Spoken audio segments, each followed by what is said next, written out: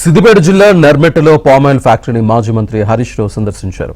నూతనంగా నిర్మాణమై పామాయిల్ ఉత్పత్తి ప్రారంభమైన నేపథ్యంలో ఫ్యాక్టరీని హరీష్ రావు సందర్శించారు. ఈ సందర్భంగా పామాయిల్ ఉత్పత్తికి సేకరించిన పంటను హరీష్ రావు పరిశీలించారు.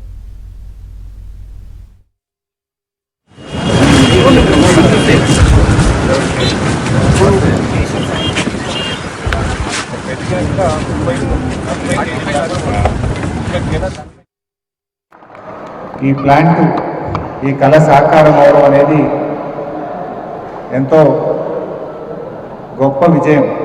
అంటే వద్దు బాబు అందరి దృష్టిలో ఇది ఒక ఫ్యాక్టరీ కావచ్చు, కానీ మన దృష్టిలో ఇది ఒక ఎమోషన్. ఎందుకంటే రైతుల జీవితాల్లో ఒక గుణాత్మకమైన మార్పును తెచ్చేటువంటి ఫ్యాక్టరీ. జనరల్గా ఒక ఫ్యాక్టరీ అంటే ఏదో 100 మంది ఉద్యోగం చేస్తారు, 200 మంది బతుకుతారు అని మనకు తెలుసు.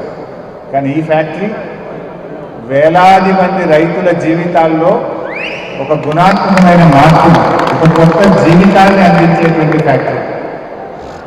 ఈ ప్రాంత ప్రజల యొక్క దిశను మార్చేటువంటి ఫ్యాక్టరీ ఈ ఫ్యాక్టరీ.